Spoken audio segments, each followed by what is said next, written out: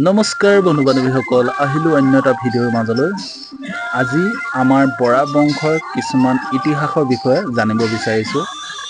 বলকচোন অকণমান জানো ইতিহাসটো কি ধৰণে কি কেনেকুৱা আছিলে ন। বৰা বংশৰ বিষয়ে অকণমান কিঞ্চিত ক'ৰ পৰা কেনেকৈ আহি কি হ'লহি তাৰ বিষয়ে অকণমান আপোনালোকক মোৰ ফালৰ পৰা মোৰ চেনেলৰ জৰিয়তে আপলোড দিছোঁ।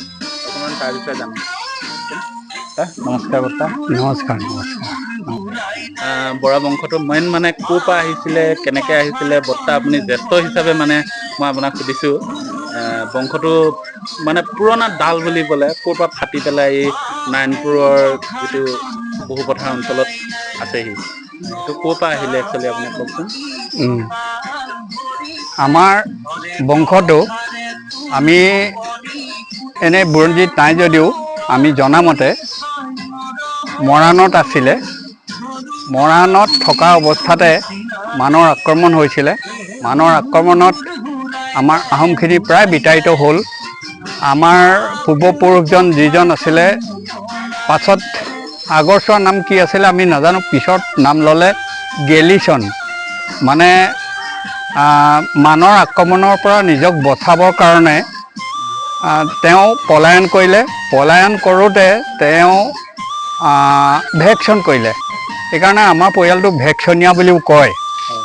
ভেকশ্যন কৰিলে তেওঁ বাঁহৰ মাৰি দুডাল ৰছীৰে বান্ধি এই গৰু ইত্যাদি খাচী কৰা ব্যৱসায়টো লৈ মানুহৰ মাজত চলি থাকিলে। দাড়ি চুলি ৰাখি তেওঁ এজন অন্য ঠাইৰ মানুহৰ নিচিনাকৈ, এই আহোমৰ নহয় নিচিনাকৈ ভেকশ্যন কৰিলে।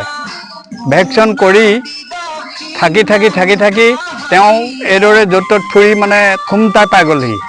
মৰাণৰ পৰা আহি খুমটাই পালেহি। খুমটাইত থাকি তেখেতে তেতিয়ালৈকে কিমান বছৰ গ'ল আমি সঠিক ক'ব নোৱাৰোঁ। তথাপি যেতিয়া মান গুচি গ'ল, মান গুচি যোৱাৰ পিছত আমাৰ সেই আগতে বোলে কিবা গোহাঁই আছিলে। গোহাঁই থকাটো আমি সঠিক বা সত্য বুলি বিশ্বাস কৰিব পাৰোঁ। এইকাৰণে যিহেতু বিষয়াসকলকহে খেদিছিলে, বিষয়াসকলকহে হত্যা কৰিছিলে। সেইকাৰণে তেখেতে পলাইছিলে। নহ'লে অন্য আহোমবিলাক পলোৱা নাছিলে। কিন্তু এইজন কিয় পলালে? নিশ্চয় বিষয়া আছিলে। তাৰপিছত ভেকশ্যনীয়া বংশ বুলি কয়। ভেকশ্যন সেইটো তেওঁ গৰু খুন্দোৱা অন্য জাতিৰ ভেকশ্যন ল'লে, নামটো অন্য জাতিৰ নিচিনাকৈ গেলিচন দিলে। এতিয়া সেই গেলিচনৰে বংশধৰ আমি। খুমটাই বাদলিপৰাত থাকি বাদলিপৰা অঞ্চলত থাকি তেওঁ বংশ বিস্তাৰ কৰিলে। তাৰপিছত তাৰ পৰা আহি আমাৰ উত্তৰ পাৰলৈ আহি লখিমপুৰত আমাৰ পৰিয়াল বিতাড়িত হৈ পৰিলে। আৰু এটা কথা থাকি আহিছে, উপাধিটো কেনেকৈ বৰা হ'ল। মই জনাত বৰ্তা, মই জনাত মোৰ দেউতাৰ যিখন লেগেচি আছে তাত পটীয়া সিংহ আহোম বুলি আছে। তাৰপিছত লিগেচিটো কেনেকৈ বৰালে পৰিণত হ'ল, সেইটোহে মই আপোনাক জানিব বিচাৰিছোঁ। হয়, যে লিগেচি আমাৰ আহোম আছে সেইটো ঠিক। এতিয়াও আমাৰ বংশাৱলী পতাত আহোম বুলিয়েই লিখা আছে। কিন্তু আমি জনাত কি হ'ল, এই গেলিচন যেতিয়া মানখিনি গুচি গ'ল, গুচি যোৱাৰ পিছত গেলিচনে পিছৰ ৰজাক, আগৰ ৰজাক নহয়, পিছৰ ৰজাক ক'লেগৈ, মই এনেকৈ ৰাজশাসনত জড়িত আছিলোঁ, মই এনেকৈ পলাই গ'লোঁ আৰু এতিয়া মই এনেকৈ বাচি থাকি পেলাই এতিয়া ৰজাঘৰত কিবা পদবী এটা বিচাৰোঁ।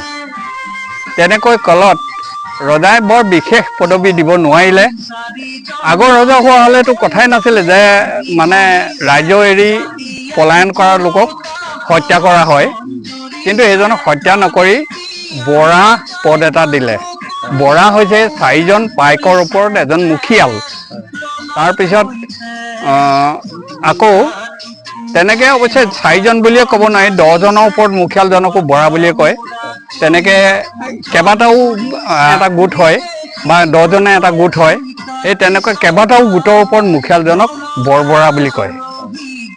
এতিয়া আমি বৰবৰাও নহওঁ, তথাপি কিন্তু আমি এনেই মৌখিকভাৱে শুনা বা বিশ্বাস কৰা কথাটো আমি কুৰীয়া বৰা আছিলোঁ।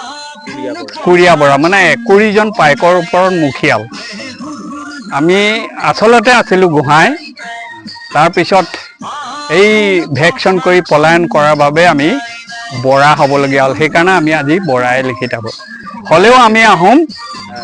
এতিয়া আমাৰ বংশতে হওক বা আমাৰ মানে জাতিতে হওক, আমাৰ তেজটো আছে বুলি আমি দেখা পাইছোঁ, আমি প্ৰমাণ পাইছোঁ যে আহোমকে ভাল পায়, আহোমৰ কলা সংস্কৃতি বা আহোমৰ নীতি নিয়ম পদ্ধতি ইত্যাদিবিলাকক আমাৰ মানুহখিনিয়ে যথেষ্ট ভাল পায়।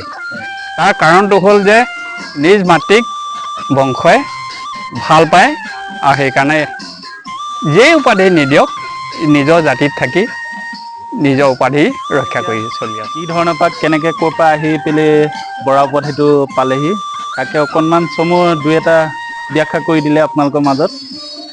মোৰ বৰ্তাই যিভাগে বিতংভাৱে দিলে তাৰ উপৰিও আৰু যি বৰাৰ লিগেচি বা বৰাৰ যিটো বংশাৱলী আছে, বংশাৱলী চালে মানে তাতকৈ আৰু বিতংভাৱে জনাব পাৰিম বা জনোৱা হ'ব। পৰৱৰ্তী আৰু ভিডিঅ'ত তেওঁলোকৰ বিষয়ে জনোৱা হ'ব। মোৰ এটা কথা থাকি গ'ল, সেইটো হ'ল কি আমাৰ মৰাণৰ পৰা যিটো বিষয়বাব লৈ পেলাই পলায়ন কৰি আহিলে, তাৰপিছত আমাৰ উপাধি নাইকিয়া হ'ল।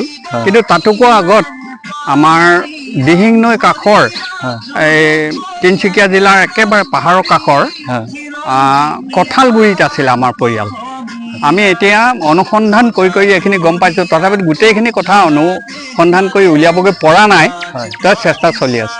আচ্ছা, আমাৰ যে এতিয়া দক্ষিণ পাৰ বুলি ক'লে গোলাঘাট যিটো আমাৰ পৰিয়াল আছে বুলি কয়, সেইবিলাক কেনেধৰণৰ মানে ধৰি লওক আপুনি কিবা তাত সংযোগ আছে নেকি? নিশ্চয় আছে, নিশ্চয় আছে। তেখেতলোকে আহে, আমাৰ লগত যোগাযোগ কৰে আৰু আগৰ চোৱাটো মানে ইয়াত সকাম এটা পাতিলেও, বিয়া এখন দহা এটা পাতিলেও তেখেতলোক আহি মানে পোনপটীয়াকৈ সহযোগ কৰিছিলে। কিন্তু আজিকালি কমি গৈছে, কমি গ'লেও কিন্তু আমাৰ সম্বন্ধটো কমি যোৱা নাই, সম্বন্ধটো আগৰ দৰে আছে। খুব ভাল লগা কথা, খুব ভাল কথা ক'লে বৰ্তাই আমাৰ। বিশেষকৈ আৰু বিতংভাৱে জানিবলৈ হ'লে আৰু যিবিলাক পূৰ্বজ আছে তেওঁলোকৰ বিষয়ে লিগেচি কিছুমান কালেকশ্যন কৰিব লাগিব।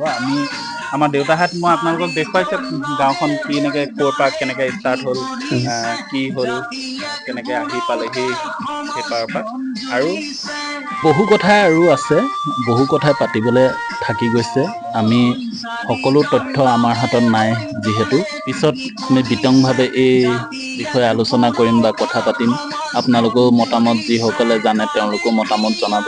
ভিডিঅ'টো আজিলৈ ইমানতে সামৰণি মাৰিছোঁ। যদিহে ভিডিঅ'টো চাই ভাল লাগিলে চেনেলটো ছাবস্ক্ৰাইব কৰিবলৈ নাপাহৰিব আৰু কাষতে থকা বেল আইকনটো দবাই দিব। সকলোলৈ ধন্যবাদ থাকিল।